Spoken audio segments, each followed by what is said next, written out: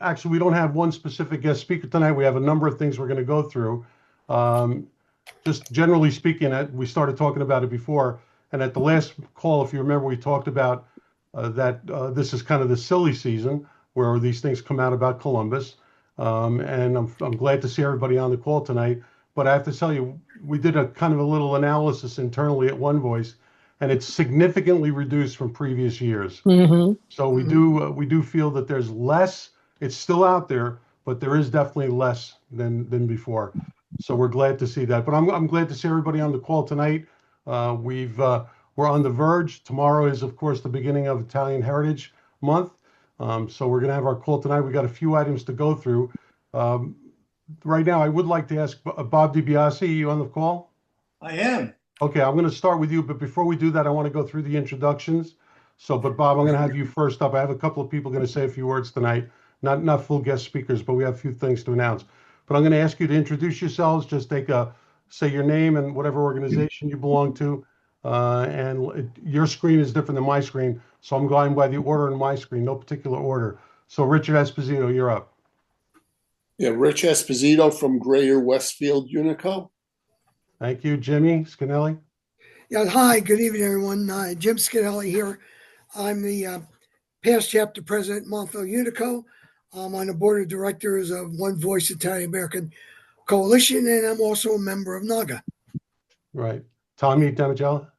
Yeah, Tom Damigella, Italian American Alliance. I'm the vice president and also the president of the North End Historical Society of Boston. Right. James Vanassi. I'm Jim Benassi. I'm from Louisville, Kentucky. I'm on the board of the Italian American Association of Louisville, Kentucky. And I appreciate you all letting me sit in, and this is always something for me to learn. Thank you. Great, Jim. Thanks. Josephine. Oh, hi, everybody. It's Josephine Mayetta, president of the Association of Italian American Educators. I have a radio program at House University. But can I make the announcement now, Andrew, or you want me to do later? No, you can do it now. Go ahead. Do it now? Okay. So I'm not sure if everyone is familiar with the Italian American Museum in Little Italy. And the founder is Dr. Scelsa. Well, every year in November, he has an amazing gala, and he gives ambassadors award to people who are distinguished themselves in the Italian American community. Well, every year I'm asked to nominate somebody to represent my association. And this year we nominated Tom Damigella. So he will be getting the Ambassador Award by the Italian American Museum. So if you're free to attend, it's November 9th at 12 o'clock at the Crest Hollow Country Club. I could give you the information, when I get the official invitation. So Tom Damigella, congratulations from all of us. You're Thank well you very much. deserving. You're well Thank you. deserving. Congratulations, Tommy. Appreciate it. Congratulations. Okay, next up, Tony Santarelli. I'm the vice president of the Italian American One Voice Coalition. Thank you. Rafael Ortiz, I see your ceiling. Rafael Ortiz, writer of Christopher Columbus the Hero and many other books about Columbus. Yeah, and Rafael, just to let you know, I had two requests today from one a school board and one a local community out in someplace on the West Coast. And they asked me to refer them to your book because they needed some ammunition to push back on some people saying things about Columbus. So you got two referrals for your first book today. Thank you. Of course. Larry Manzino. Hi, member of Westfield with Bob Tartan, those guys. And that's it. No title. Okay. Anthony, you're up. Benjavanga. I'm Anthony Benjavanga. I'm the last year's president of Unico National, and I'm also on the board of directors of Italian American One Voice Coalition. Thank you. Marianne. Marianne Schick. Hi, everybody. Member of Sons and Daughters of Italy, Vigiano Lodge on Long Island. And I'm also a CSJ, Commission for Social Justice Liaison. Great. Thank you. Vicky. Vicky Maragliata, former president of the Monmouth County Sons and Daughters of Italy, and former CSJ state representative, author of the documentary film in the Footsteps of Columbus, which was written in 1992 for the anniversary, but has recently resurfaced because I guess they had nothing to put on cable. So I'm getting all kinds of messages. Great. And I also give presentations specifically on Italian American immigration, as you know, and a member of involved in One Voice since 2011. Yep. Thanks. Andrew? Hi, Andrew Liano. I'm from Long Island, New York. I'm also a member of the Sons and Daughters of Italy in America, specifically of the Per Sempre Lodge. I'm also a CSJ member, and I'm the administrator of the Columbus Education Project website. Great. Thanks. Bob Tart?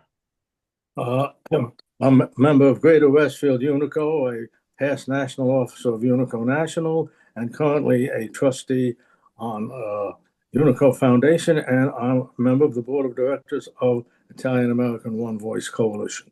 Thank you. Miriam? Miriam Restrepo from Greater Westfield Unico. Great. Martha? Martha Lanzalotti, member of One Voice. Thank you. You're Tara? welcome. Tara DeLeon, Easton, Pennsylvania, Unico. Great. Frank Lorenzo? Hi, everyone. Frank Lorenzo, Vice President, Italian American One Voice Coalition. Thank you. Dr. Ann? Ann Walco, Greater Westfield Chapter, and member of One Voice. Okay, and I did get a text from people. For those of you that are not on video and you're just listening in, we're not going to have you introduced. We're just, next time, if you could sign in and on a video call, that's better for us. So now I'm going to ask Bob DiBiase to take it from here, introduce himself, and to give us a little update on something for tonight. Andre, thank you very much, and thank you everyone for being here. Thank you for having me on here. I'm, of course, Robert DiBiase. I am the Chair Emeritus from New Jersey Italian Heritage Commission. I'm emeritus because the chair recently was transitioned over to the new chair, Vincent Maone, so that I can pursue a new endeavor for the Italian American Task Force, which is a national endeavor, which I'll talk about later. But the commission in itself, for those of you who do not know, has been around since 2002. Our fort, among many things that we do, but our fort is creating lessons, our curriculum committee. We partner with the Board of Education to get these lessons into the schools. So, and that's key, to get them into the schools from K to 12. And we're trying, this task force I'm trying to do this nationwide. But I do want to announce that October 25th is our annual Congress. And we put on presentations, and it's a full-fledged endeavor here for different participants. We have schools involved, teachers, presentations from different notaries, and it's concerning Italian culture, heritage, our lessons. And I do have to give a plug to our Education Committee, Gil DeRordo and Eileen Pogliani, and a host of others that put together. We converted our existing lessons into PowerPoint and video. And the last 5 that we've done that have received acclaim for them on Columbus, on the Italians in the Holocaust, but the latest is on 5 Italian women and what they have contributed to Western civilization. It's going to be a good experience for people to see what the commission does on October the 25th. Now, I had the opportunity, and I was humbled that Basil Russo from Copomayo gave me a couple of minutes to do this presentation at their annual meeting to talk about the task force. There was no question or answer period. It was just cover some of the basics. But I've been traveling the country. I've been on the West Coast, upper Northwest, and I can tell you that Seattle, here, Vancouver, and British Columbia, you wouldn't believe how many Italians are there, and they want to try and incorporate some kind of commission. So I'm not here to put New Jersey or Bob DiBiase stamp on anything. I want the local Italian organizations, I want the local legislators, the lobbyists, our friends to get together, put their name on it, start a commission. And I will help them. I will walk them through it. I will show them how to do the statutes, how to do the lobbying. I mean, these are things that we've been doing, not just me, all our organizations have been doing forever. But I think I have a good checklist on getting people started. And Portland is going to be starting it. LA with Mariana Gatto. She's helping me in California and a few other people. Tom, I see you there. Congratulations on your award. Tom and I have been talking about this for a couple of years now. It's being started in New Orleans for Louisiana, and also it is already in the legislative process. You're sitting down in Illinois for Chicago. And that was Ron Ernesti and the president of NEAF, Robert Albertini, that helped me get that done there. So, and I see that Connecticut is got legislation pending that they put in a statute to be voted on. So we're moving along, but I would like to offer my time and treasure. That's what I'm doing now to help people get commissions started across the country. Now, for example, Bob, we have Jim Barisi on from Kentucky. Maybe I heard that. Louisville. Maybe we can get an Italian Heritage Commission started in Kentucky. I love that. Any information, the steps that we need to do. The important thing is that in every state, all of our Italian organizations have some committee, have some input into what's going on in their societies. What they don't have is a commission that when it's legislated, you are partnering with the state. When you go to a school board, and Andre, you and I, many days in front of school boards, yes, they have to open up the door to us because we are part of the state. That is the key, and that's how we get our lessons in the school. That's my charge. So, just as an aside, Bob DiBiase is going to be in Westfield on the 12th of October for the Westfield ceremony for Columbus. He's been with us for many years, and we always enjoy hearing him speak. So we're looking forward to seeing you. Thank you, Robert. Thank you. Tommy had his hand up. Go ahead, Tommy. Yeah, two things, Bob. One, that November 25th, October 25th, where is that? And that's going to be at Rutgers, New Brunswick. Rutgers, New Jersey. Rutgers University. And can you put all that information in a chat and also your website that you just said people can get online? Can. I will. And that way they can explore your curriculum, which is fantastic and so forth. But just personally, Bob, I don't know if you know this, but one of the things that I've always talked to you about, I had my ally with Dom Amara that was an educator, and he's the one I was always trying to crack through the educational system here, but he passed away this August. Oh, I'm sorry to hear that. I didn't know if you knew that, but he and I have been, he was a great team. So now I'm back to square one, unfortunately. Yeah. Okay, so we'll get everybody will get the information to you about the conference, the commission's conference. We're gonna have people there from One Voice as well. Dr. Ann Walco is our chair for the presentation for One Voice. That's going to be done on one of the tables there at the conference. So if any of you do come, you'll be able to meet some of us there that are on the call. Okay, next up, I want to ask someone who does a lot of tours all over New York City, and of course, you know, we're coming up to the Italian Heritage Month and the Great Columbus Circle. So I'd like to ask Martha Lanzelotti, who does a lot of personal tours in New York, to give us some background on her tours and on the Columbus statue.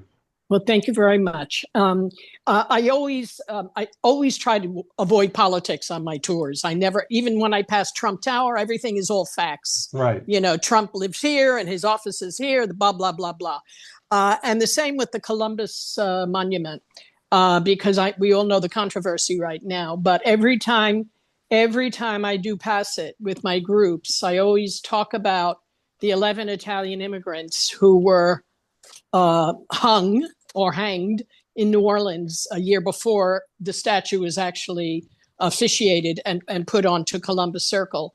So the backstory being that in 1890, an official in New Orleans, his name, I believe, was Dennis Hennessy. He was a police chief.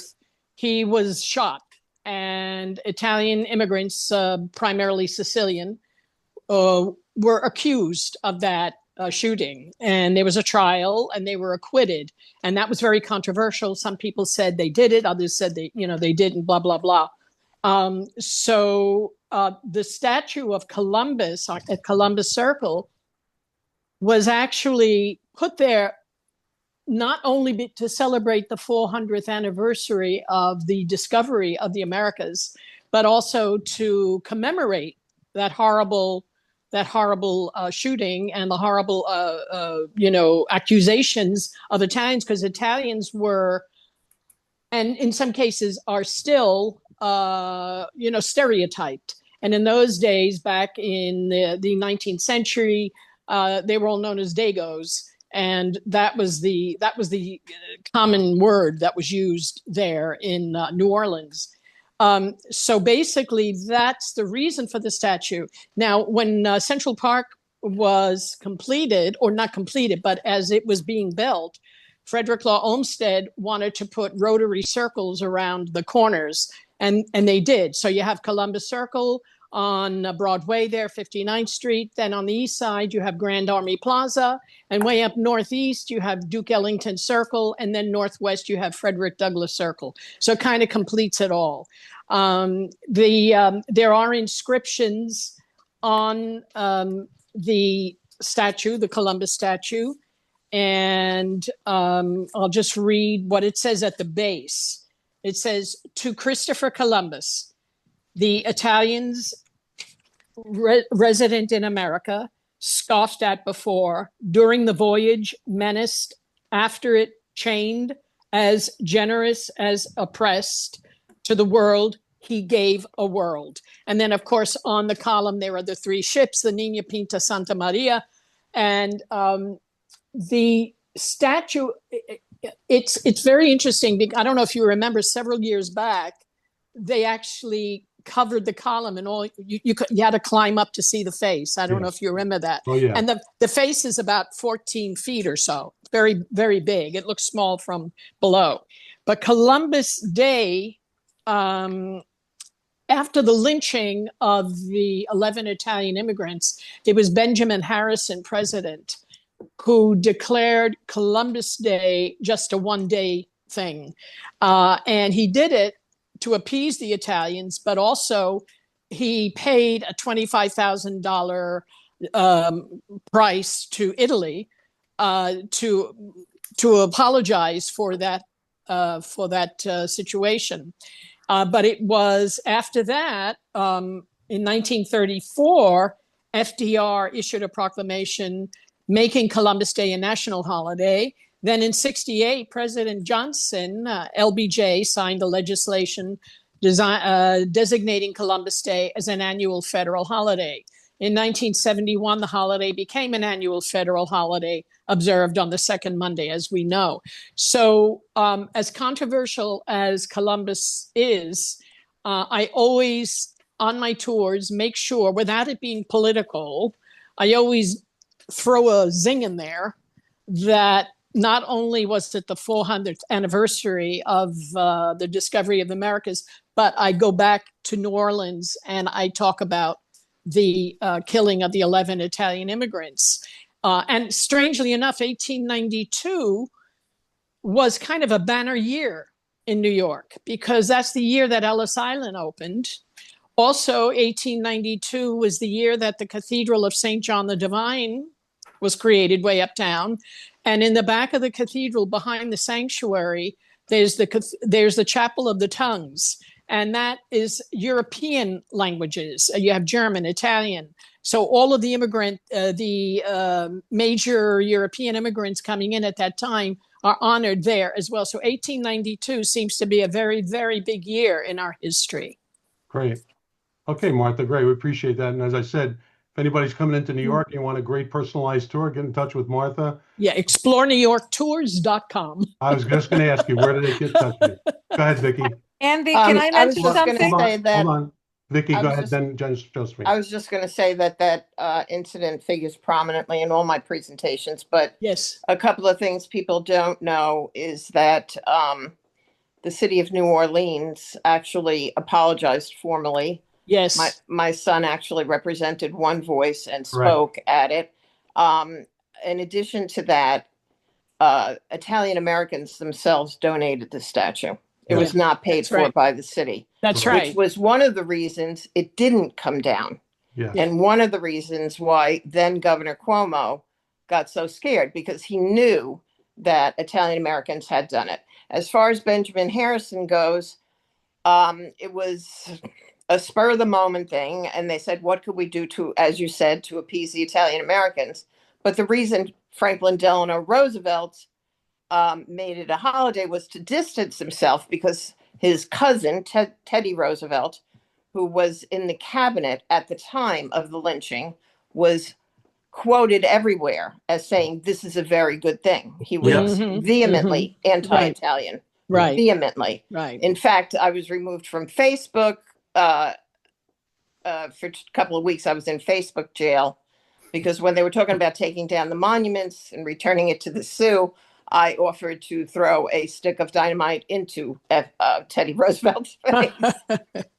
So it was all connected. I mean, course. it was not lightly or coincidentally done. Everything It is was done political. It's all as political. appeasement. Of course. And the 25,000 was reparations, because it was really Italy that went ballistic. They did. And they Sure said, did. you know, what are you going to do about this? Right. And Italians, actually, as you mentioned before, the Italians are the ones who actually put the monument up. They actually built Donated it. funds. They Yes. built it. They did it for free. Yeah. As Yeah. they did a lot in Central Park too. At that time, they built a lot of Central Park. And the we have first Josephine. Christmas tree in Josephine is up there. Rockefeller That's Center. right. That's right. Josephine, go Yeah, ahead. I just wanted to mention that on the day before the Columbus Parade on Sunday, we have the wreath ceremony at the Columbus Circle. So if you would like to join us, it's at 9 o'clock on Sunday, and it's sponsored by the Columbia's Association, Columbian Association of Civil Service, in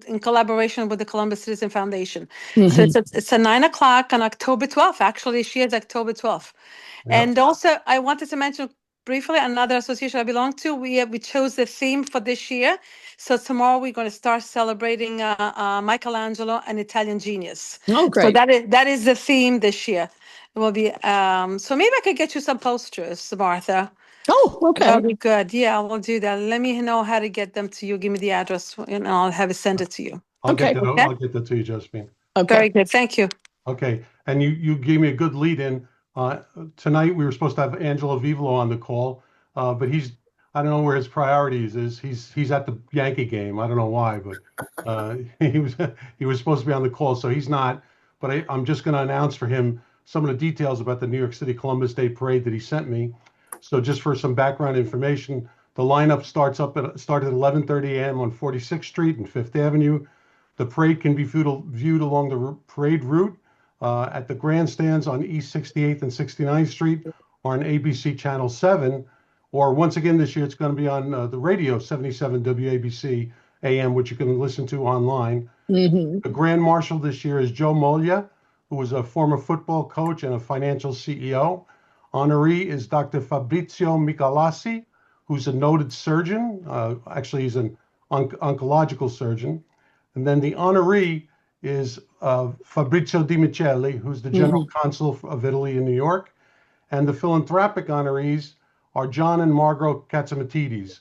And if you know them, they are the owners of Gristedes. the D'Agostino And supermarkets, Gristidi. Yep. Gristedes, Yep. and they own WABC 770. Yep.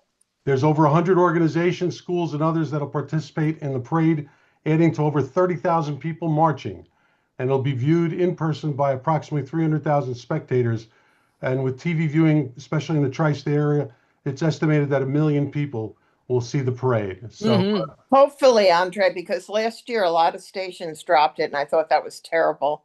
And also, if anyone is interested, the Long Branch Columbus Parade, which is actually quite robust and enjoyable, is looking for anyone that would like to ride in a convertible and put the name of, like, if you wanted to put the One Voice banner or something, you're very welcome to still sign up. Okay, great. And whom do we get in touch with?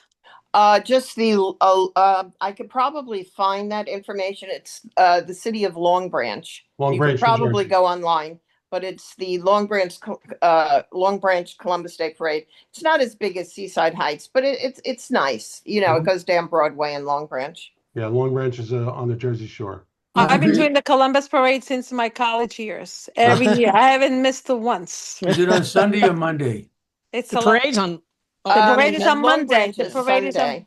Wait a minute, hold on. Of course, the New York is on Monday. On Monday, yes. Right. Long Branch is on Sunday, isn't it? Correct. Yeah. I was asking about the New York one, though. It's on. Oh, that's it's on Monday. It's Actually on Yes. Monday, and the wreath ceremony is on Sunday. So it's on Sunday, 9 o'clock in That's the why I morning. wanted to make sure, clear that Yes. up. Thank you. Yeah, sure, no problem. Okay, one thing from NAGA, I don't know if any people are connected with some of the NAGA members online. Tony Henson couldn't make it. He's dealing with a little bit of a personal situation. He couldn't be on. He's the new president of NAGA. But they do have a lawsuit, a defamation lawsuit that's pending right now regarding the Redskins name. So we're going to get some update. We'll get some more information about that. But there's, if you look at on Facebook, there's a lot of the members of NAGA that are speaking about the lawsuit regarding it's a defamation lawsuit regarding the Redskins name. And of course, they're pushing to get the name back in a number of places, which we support them on. Okay, now we've got, is Jerry Carleo on the full call? Okay, Jerry's not on because they're having their 120th anniversary of the Columbus Monument in Colorado. It's a big event that they're having. It's the 120th anniversary. It's the oldest Columbus statue west of the Mississippi. So anyway, unfortunately he's not on, but they're having a big event for that.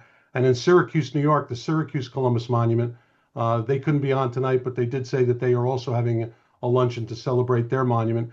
You know, they've had battles up there and in preserving that monument. So that's been going well. So the monument is back now, right? Yes, it is. Yes, that's fantastic. Yeah, and it looks terrific too. It's Great. right in front of their courthouse. It's in a beautiful location. Okay, and let's see. Yes, so we got that, and okay, so now I'm going to go to something which I think we should all think about, because, you know, what we do on these calls, which we've been very productive on, is uniting our cultures. And as you remember last year, November is the Native American Heritage Month. And so last year, One Voice, and I'm going to share my screen, One Voice put out a press release on behalf of Native Americans. So let me share my screen.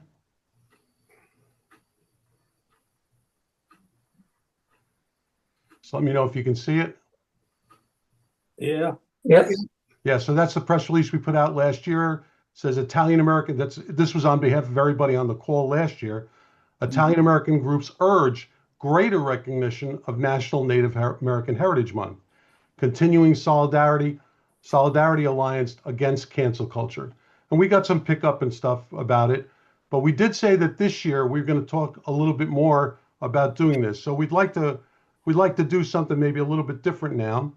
And I'm going to show you something else that I came up with. Whoop, nope, that was the wrong one. Can you see that? I see the letter. Okay, Continue. no, I got to switch then. Hold on. Uh-huh. I got to switch. Hold on. We'll switch to the other view. And I came up with this because October is Italian Heritage Month and November is Native American Heritage Month. Right. So you're going to create a bridge that's going to connect the two. There you go, Tommy. Can you see that now? Yep, there you go. So it's bridging cultures on the calendar. Uh-huh. So we have Italian American Heritage Month followed by Native American Heritage Month. Uh-huh. Great. I Well, that's love it. fantastic. I love it. It's great. So, Nice. Very nice. So I'll send. This is a JPEG. I'll Send it to me. Yeah. Yep, I'll Could I send it out post? to you. I could post it on social. Yes, please do. Okay. That's Please do. and we'd like it. You know, if you can use this, please do use this anywhere you can, social media or any place you think it would be worthwhile. And certainly we want to continue this narrative of the alliance between us and the Native Americans. I've already spoken to Eunice Davidson, who was the co-founder and former president, and she loved the idea, and they're going to use it on their side as well.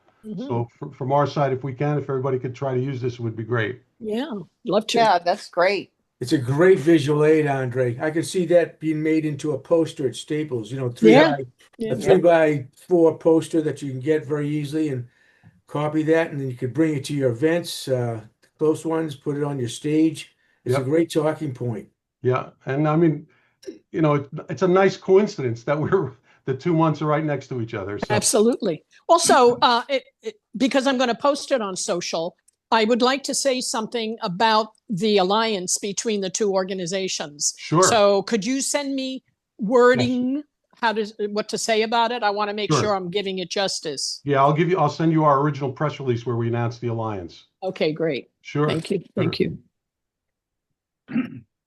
You know, also, don't forget, Martha, you can use that United Together letter that we created several years ago. And Yes. I talked to Eunice, and they worked together, and we came up with a letter that they promote Columbus Day on behalf of the Native Americans. And that was something that we established when I discussed it with Eunice. And I think, do you know what the letter we're talking about? Says United Together? I don't know the letter. No, I'll send it out. Yeah. Okay, Yeah, great. It's again, the word choices is very good. It's something that's coming from the Native American community supporting us. Us. Okay, great. Yeah. All right. I've actually presented that letter on paper to 2 or 3 school boards when they were considering whether or not to get rid of Columbus Day, and they were talking about using and believe me, that was a big hit on them. And we got 2 unanimous votes preserving Columbus Day, and I think the letter was a big part of that. So I used it right away at a town where they had a vote to keep Columbus Day, and I had the concerned citizens use it and read it at the town meeting, and they won with the vote. But it was just another bit of evidence that they could use that made people think twice about what they're discussing. Right. Okay. Okay, Bob DiBiase had his hand up. I'm going to ask everybody if you just raise your hand and let me recognize you, because if you talk on top of each other, we won't be able to hear all your words of wisdom. So Bob DiBiase, and then Josephine after him. Andre, real quick, I'm going to talk to Margaret Fontana, our executive director at the commission. I think this would be a nice poster at our event in October. Yeah. Posters for the other commissions. We'll slide this one right in. We could do a promo shot. Yeah. Good idea. I like it. Okay, great. Josephine, you're up. Okay, I want to compliment Robert Biase and Jill DeRoro for the lessons that you prepare on a flash drive. I received a few of them when I attended the conference one day, and I distribute to the teachers, and I love that program because it's easy to follow. Thank you. Thank But you. I wanted to say that in September, I always hear on television, on the radio, it's Spanish Heritage Month, but I never hear Italian Heritage Month, and it upsets me so much. I mean, every day for the whole month of September. That's right. I hear that all the time. That What do we do about it? From September 15th to October 15th. Yeah, it bridges the 2 months, September 15th, October 15th. And I brought this up last year. I found it one place where they had it in between commercials, and that was on the CBS affiliate. It's TV 50 on cable. And that channel also put up Native American Heritage Month. But you don't see Italian American Month really any place. What about Spectrum? What about New York One? Because that's where I hear all the things about Spanish American Month. But what about New York One, which is Spectrum? What do you think? Haven't heard. I know, but Martha, we need also regular station, not just those private ones. We need the regular station. I mean, continuously, every day. CBS, NBC, 24/7. ABC. Yeah, Channel 12, things like that. So we have to do something about it. We need a don't see it on PR person. cable either. You don't see it on cable either. No. Yeah, maybe at One Voice, I'll send out one of our stinging press releases about the lack of attention by the networks. Yeah. We'll see. Yeah. No, I would do reverse psychology. I would say, we are celebrating Italian Cultural Month. Can you please make some announcement, or can we send you some information? Maybe that's what I would do it. Well, in the state of New Jersey, it is officially Italian American Heritage Month. Right. But do you hear that on TV? On the radio? Very little. Very little.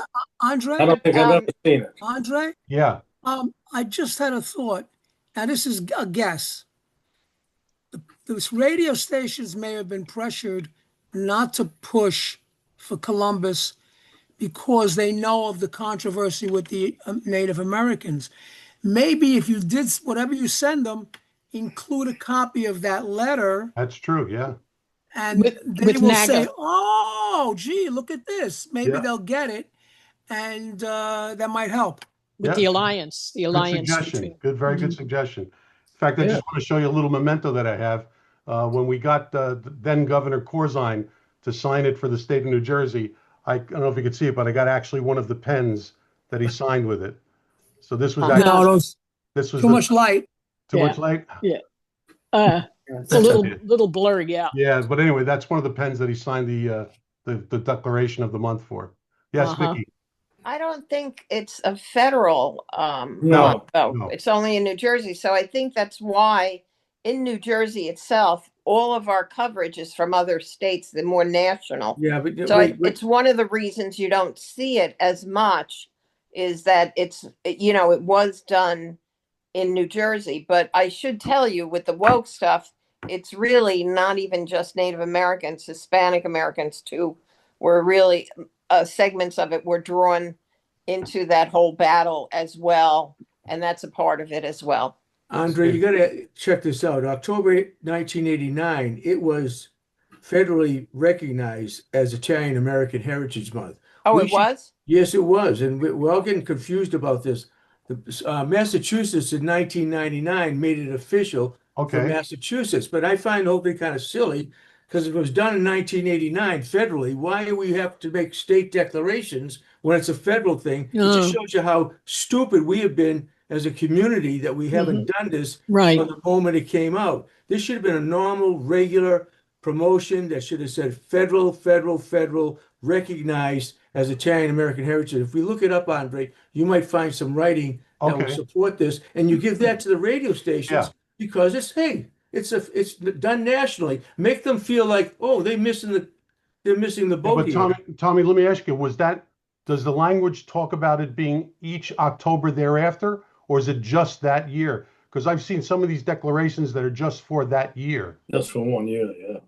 Yeah, even the state ones. You know what? The way I always read it is that they're making it officially October would be from 1989. I'll definitely pull it up and I'll try to see if it says and every year thereafter, that's fine. But if it's just limited, I'll tell you why, because there's been a couple of previous declarations for Columbus Day and so forth in different places that were specific to that year. So I'll look at, candidly in my position, I didn't know that 89 thing was there federally. If it is there, then we should really use it, as you say. Yeah, send me a vocal message and I put on the this Saturday. Sure. Okay. It's almost like we assume that they might have just missed it, as opposed to saying we're upset and why aren't you recognizing it? Just this is information that they should have, and they should recognize all groups equally. Yeah, and they should say thank you very much for that information. Yep. No, I agree absolutely. Thanks for bringing it up. I will do the research on it and see where it is. Okay. Anybody else? Yes. Go ahead, Tony Santarelli. Yeah, this is to Josephine. Josephine, I was at the Manny Alfano dinner after he passed, and I was sitting next to Dr. Joseph's, I don't know how it's pronounced. Scelsa. Scelsa, the Italian American Museum founder, yes. Right. And I told him that I bought years ago a magnificent oil painting of Enrico Toscanini. Beautiful painting. And I wanted to donate it, and he said he was very interested. I sent him 12 emails, 14 telephone calls, never responded. I'll call him tomorrow. If there's any interest, I have it. I'd be happy to donate it. Okay, Tony Santarelli. Yep. As you can tell, Josephine is a person of action. Great. Well, I'm going to text him tonight first. And then go ahead, Bob. And after Bob, I have one more. Before we get off there, I just want to segue back. Most of the people on this call know the commission, know that what we're doing, and we have sponsored and supported each other. But now, because of the national attitude, we have all our national organizations stepping up. You have Copomayo partnering with John, starting the Future Leaders of Italian America. So you have people from all over the country, the youth movement. You also have Umberto Mucci, who has an ambassador in every state and sometimes multiple ambassadors. This is the time for us to do this. And this our organization right here, the Italian One Voice. Look, you're in the news already, challenging Hollywood. I mean, we do have a lot of influence now. This is the time to get these organizations and help them start these commissions. I'm sorry I had to segue back, but I wanted to that's okay. About the two groups that are national now. So okay, good. Yeah, one last thing I want to share, and actually came to me from a councilman in a town that was go through some of his old family stuff, and he got a citizenship paper from his uncle, and I'm just going to share it because it's just something interesting on it that he brought to my attention, and he told me he'd like for me to present it on the call here. So let me just pull that up 1 second.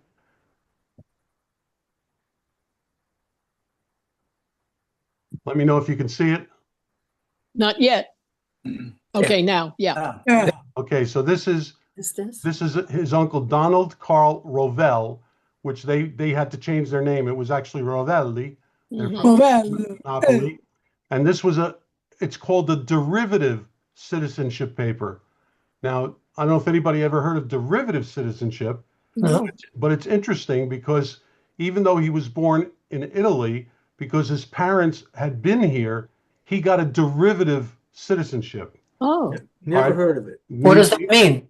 It just means that he didn't have to go through his own naturalization. He got naturalized because his parents had previously been naturalized, even though he wasn't born here. uh-huh. Now, but that's not why he Street, gave it to me. It was interesting because he had never heard of this derivative, if you could see it up here. What year was this, Andre? So this is 1943. Okay. Now, the reason why he wanted to bring it up is if you notice up here, it says, male, age 31. Mm-hmm. You ready now? Color, white. White. Mm-hmm. Complexion, dark. Dark. Oh, wow. Wow. Oh, God, yeah. So how are you white and dark? And dark. Yeah. And it says here nationality Italian and so forth. And you see here the explanation. Through the naturalization of his father, Vincenzo Roviello, on March 14th, 1922, which, by the way, Martha, March 14th was the date of those lynchings. That's right. But not this year, not 1922, but in 1891. Right. By the Common Pleas Court of Essex County at Newark, New Jersey, applicant being then a minor and having resided permanently in the United States since April 19, 1915. So just an interesting part of history about a derivative citizenship and the fact that, quote unquote, we're considered dark. So Well, yeah, Andre. Yes. So as you've probably heard, when I do the one presentation, the good old days, they weren't so good for Italians, Italian Americans. I have my grandfather's citizenship papers, and he, of course, was from Genoa. He was blonde. He was very fair. He had freckles and green eyes, and they also put dark complexion. Wow.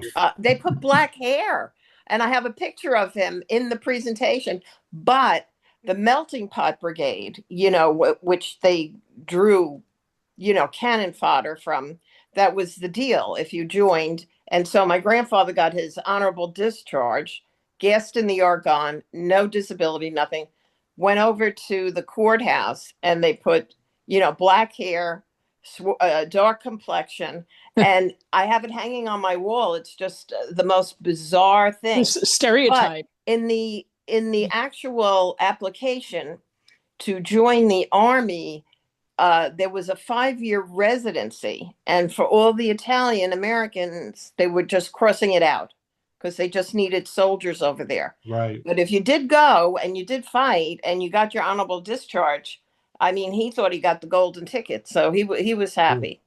Bob Tard, your hands up. Yeah, I donated my father's naturalization papers to the Italian Museum in New York. And I've kept copies of them, of course. Mm-hmm. But I have to go look at it now to see what they said about the complexion. Yeah. And then we're just going to close with one thing that we kind of started with at the beginning of the call when you talk about, bringing it forward to today. I was an officer of Unico National a number of years ago, and we had a convention in Baltimore, Maryland. And just like somebody else said, I got onto an elevator, and I was wearing my Unico badge with the Italian flag on it. And one of the employees of the hotel got on it was like a concierge or something. And so he says, "Oh, you're with that Italian group that's having a convention here." I said, "Yeah." He says, "Isn't it funny you're having your convention here?" I said, "Why is it funny?" Mm-hmm. He said, "The police are meeting here this weekend." You're kidding. He said, having the he said it, having the mafia and you And guys the in the police? same building. You gotta be kidding. Oh, my By God. the way, a little bit different than what was said at the beginning of the meeting. I saw this as an opportunity to educate someone. Yeah, good. And I told him that that's inappropriate, that Italian Americans are not part of the mob, that that's a stereotype, and that he shouldn't do it again. Now he kind of panicked because he thought I was going to complain, but I just saw that as a learning experience. That's and then amazing. My second story before we close, because we're coming up on the IBM hour.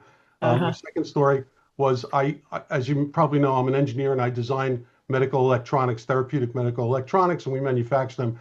And many times I'll go in and I'll train surgeons and doctors on how to use them. So I was doing a presentation, believe it, in Salt Lake City, Utah. And I was in the meeting, and these are all medical doctors. You assume well-educated and so forth. I don't hide the fact that my parents came from Sicily. I'm first-generation Sicilian American. I gave my talk. I did the demonstration. We went to the luncheon. I sat down, and the guy next to me, not kidding around, said, "Are you carrying a gun?" No. No.